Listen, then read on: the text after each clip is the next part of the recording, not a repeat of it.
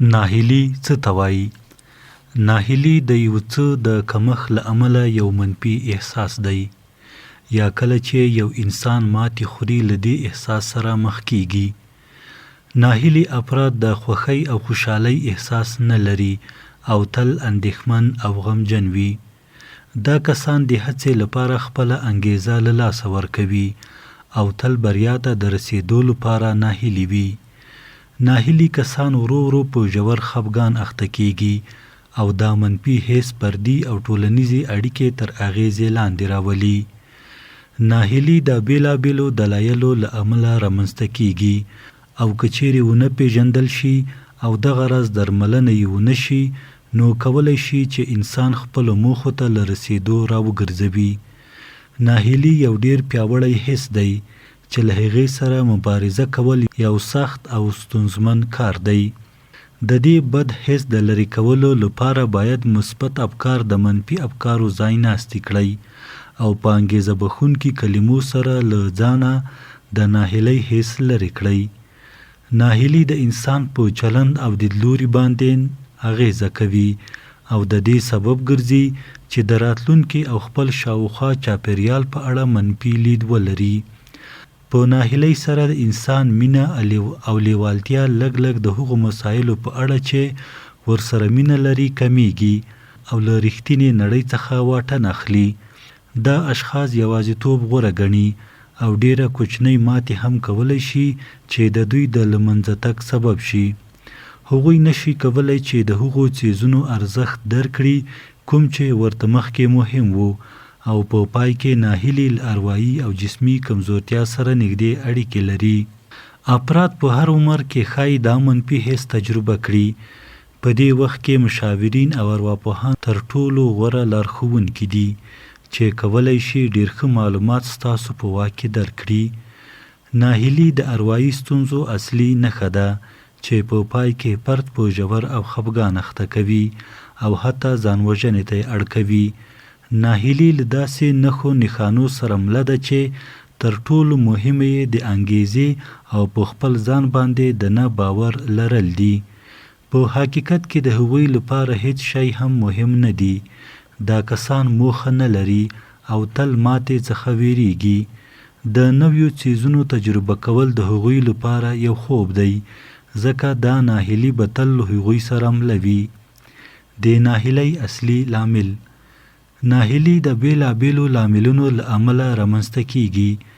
د دې ستونزې ریښې تر ډیره د افرادو ماشومتوب ته ورګرځي.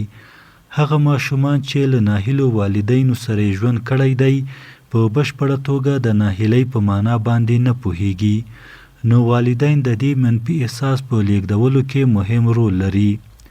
د والدینو روزنه کولی شي د دې منفي حس په وده اغیزه ولري. کله چې یو ماشوم د ماتې له امله ناهیلی کیږي، باید له هغه سره مرسته وشي ترڅو له دې حالت څخه رابهر شي او په حقیقت کې ماتې د بریا لپاره یوه لاره وګڼي.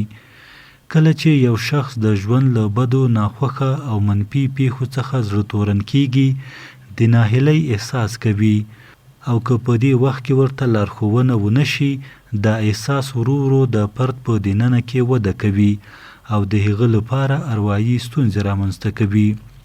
د ناهیلۍ احساس ریښه خپله د انسان په وجود کې ده، او کله چې له یو څه څخه د خوښۍ او رضایت احساس ونه لري، دا حس راویښیږي او ورو ورو وده کوي.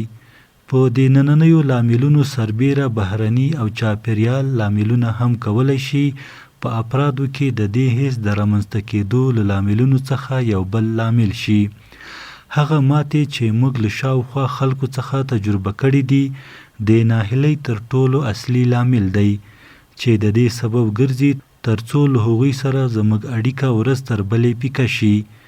په حقیقت کې ناهیلي یو پیچلی حس دی چې له غم څخه سرچینه اخلي او هغه مهال رامنځته کیږي چې د یوې پیښې پایلې زموږ له هیلو سره سمون ونه لري. دا حس کولی شي د انسان د ژوند په بیلابیلو پړاوونو کې رامنځته شي. د یوې پیښې د ارزښت کچه کولی شي تر ډیره د ناهیلۍ په کچه باندې اغیزه ولري.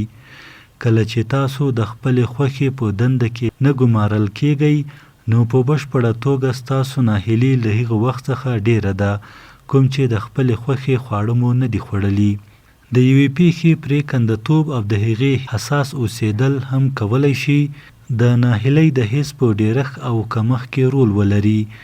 کله چې یوازې یو ځل فرصت لرئ او په یوه ازموینه کې نه بریالي کیږئ نو په بشپړه توګه به د ډېرې ناهیلۍ احساس وکړئ ځکه د جبران لپاره به بل فرصت ونه لرئ. د ناهیلۍ د درملنې لارې چارې.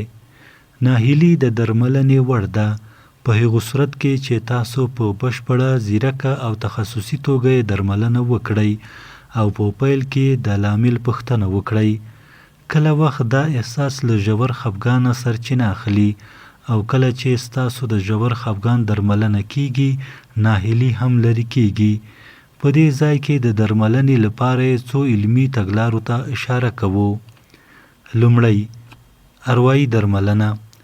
د ناهیلۍ د درملنې له تګلارو څخه یوه د پریشانۍ د زغملو تخنیک دی. دا تخنیک د چلندیزې اروايي درملنې له اصولو څخه سرچینه اخلي او له ډیالکتیکي چلندیزې درملنې سره مله ده. د ناهیلۍ د احساس د کنټرول لپاره دا تګلاره ډیره ښه ځواب ویونکې ده. کله چې د پریشانۍ، اندېښنې او بدو پیښو په اړه د فرد زغم زیاتیږي نور نو د ناهیلۍ احساس نه کوي بلکې د سختیو په زغملو سره پوهیږي چې هوساینه را روانه ده. کولی شو د یو ارواپوه په مرسته له دې تګلارو څخه د ناهیلۍ د درملنې لپاره ګټه واخلو. درملیزه درملنه. ناهیلي کولی شي د ژور خفګان یا نورو اروايي ناروغیو له امله رامنځته شوې وي. نو که چیرې اروايي درملنې کومه مثبته پایله ورنه کړه نو باید درملیزه درملنه وکړو. د درملو په مرسته د اصلي ناروغۍ درملنه کیږي او ناروغ باید درمل د روغتیاپال یا ډاکټر په دستور وخوري. په دې حالت کې هڅه کیږي چې ناروغ ته هغه نوي درمل ورکړل شي چې لږ تر لږه د چاغښت او خوبولیتوب اړخیز عوارض له ځان سره لري. د RTMS او TDCS درملیزو دستګاو څخه ګټه اخیستنه. د RTMS دستګاه یوه منل شوې دستګاه ده چې د ژور خفګان او اختلالاتو د درملنې لپاره ترې ګټه اخیستل کیږي. دا تګلاره اړخیزه اغیزه نه لري او له ځان سره تلپاتې پایلې لري. د هغو کسانو لپاره چې غواړي په ډیر کم لګښت سره درملنه پیل کړي دا یوه ګټوره او غوره تګلاره ده. د پورته یادو شویو تګلارو په مرسته تاسو کولی شئ چې دا منفي حس له ځانه لرې کړئ.